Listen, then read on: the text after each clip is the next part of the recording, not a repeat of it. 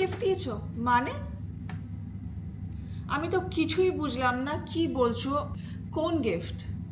এখন ইন্ডিয়াতে অনেক কন্টেন্ট ক্রিয়েটারদের সাইড বিজনেস আছে অন ডিফারেন্ট ফিল্ড, সেটা ক্যাফে, বুটিক, কারো কারো সালাও আছে। তো আমি সেরকম একটা সালাতে যাই, আমাদের পার্সোনাল এক্সপিরিয়েন্সটা একদমই অ্যাজ পার এক্সপেক্টেড হয়নি। যেটা দেখে এসেছি, যেটা শুনে এসেছি সেইটা।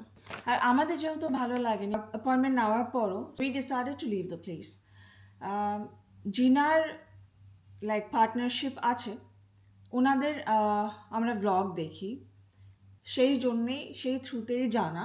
আমরা যেহেতু অনেকটা বছর ধরে বাইরে সেটেল আছি, যখনই পুরনো রাস্তাঘাট বা পুরনো জায়গা, পুরনো মল, এই জিনিসগুলো দেখা হয়, গেছি সেই রাস্তা দিয়ে গেছি সেই জিনিসটা, তো আমাদের মনে হলো ও ওয়াও, হ্যাঁ এখান দিয়ে তো আমিও গেছি, এত বছর হয়ে গেছে। I feel like oh wow, এই জিনিসগুলো দেখতে পারি, খুব ভালো লাগে। আর আমার মতো আই এম শিওর যারা বাইরে থাকো তারাও সেই জিনিসটা ফিল করতে পারবে, বিকজ সবসময় যাওয়া হয় না, আর যাওয়া হলেও সেই রাস্তা দিয়ে সেই গলিতে সেই মলে তো যাওয়ার সময় হয়ই না আমাদের।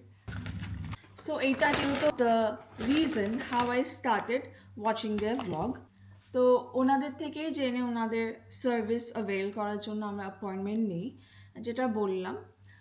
বাট বিফোর লিভিং আমরা কিছু জিনিস নিয়ে গেছিলাম, যেটা হচ্ছে দুবাই থেকে কিছু স্পেশাল সুভিনিয়ার, যেটা সেইবার অ্যাকচুয়ালি সবার জন্য প্ল্যান করে নিয়ে গেছিলাম, আমার বাড়ির মানুষদের জন্য, বন্ধুদের জন্য যারা খুব ক্লোজ, খুব নিজের, ইন্ডিয়াতে থাকে, দেখা হয় না সেরকম, তার সাথে এনার জন্যও নিয়ে গেছিলাম যে souvenir, some assorted sweets from Dubai, আর একটা হ্যান্ড রিটেন নোটটা জাস্ট নোট ছিল না।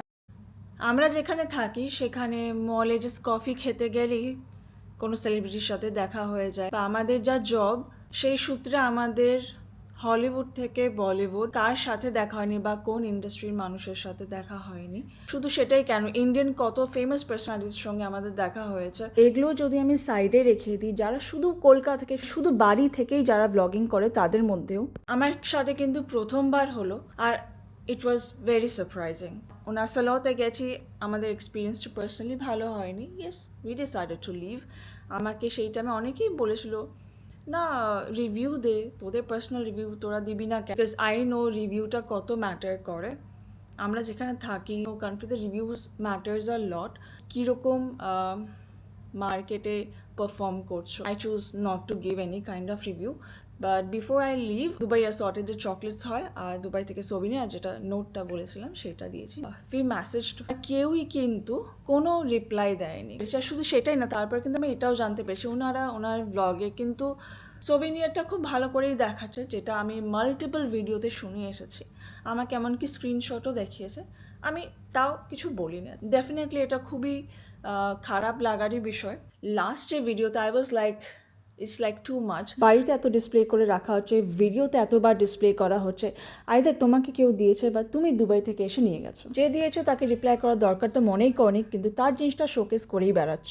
এই কথাটা যখন আমি কনফ্রন্ট করি, তখন কিন্তু পুরোপুরি এমন একটা ক্রিয়েট করা হয় সিচুয়েশন, ইটস লাইক মানে তুমি কি বলছো, আমি তো জানি না, তুমি দিয়েছো, তার সঙ্গে লাইন দিয়ে মাল্টিপল ইন্টারোগেশন সাইন। এই রিপ্লাই দেখার পর কিন্তু আমি নিজেই শক হয়ে গেছিলাম। তুমি আমায় দিয়েছো, তুমি আমায় দিয়েছো। You see, there is a difference of stating a same sentence differently. Why I'm making this video, it makes me feel as if I'm lying in front of everyone. যখন তার রিপ্লাইয়ে আমি বললাম, আচ্ছা তুমি জানোই না হাউ ফানি ইট ইজ, যে কে তোমায় দিয়েছে বা তুমি গিয়ে নিয়ে এসেছো। উনি আবারও কমেন্ট করে কিন্তু বুঝিয়ে দিলেন যে এই গিফটটা তুমি দিয়েছো, তার সাথে কিন্তু এরকম মাল্টিপল ইন্টারোগেশন সাইন, যেটার মানে আমরা সবাই জানি ইটস লাইক ডিসবিলিভ। তুমি একদম মানতেই চাইছো না, তুমি জানোই না যে আমি এটা দিয়েছি।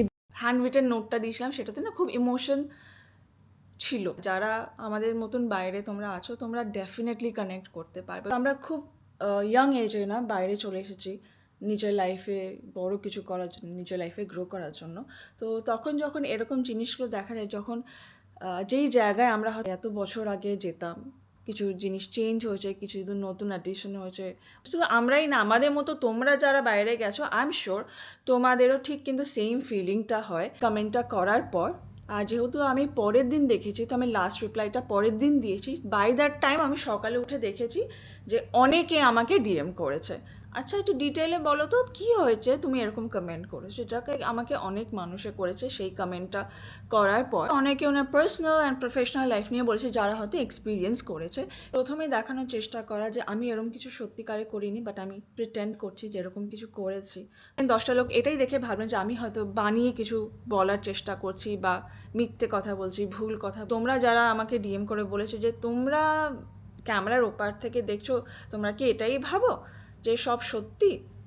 হ্যাঁ, I agree on that part, my mistake. কিছু ভেবে খুব মন থেকে তোমাকে কিছু দিয়েছি, আর সেটাকে যখন ভুল বলছি সেটা প্রমাণ করার চেষ্টা করছো, না তো তুমি রিপ্লাই দিয়েছো, নাই তুমি কখনো আমার নাম নিয়েছো। এই বিহেভিয়ারটা আমার জন্য খুব শকিং ছিল। Pretending not to remember the gift you received and still showcasing it on the display shelf is simply disingenuous. যারা বলে থাকে যে তোকে তো আমি চিনি এত বছর ধরে, তোকে তো বিশ্বাস করতেই পারবো না, আমার ব্যঙ্গ করার চেষ্টা করছে, হয়তো তারাই ঠিক। কারণ আমরা তো জাস্ট ক্যামেরার এই পাশ থেকে দেখছি, যারা ওই পাশ থেকে দেখছে এত দিন ধরে, এত সময় ধরে আছে, তাহলে তো তারাই ঠিক।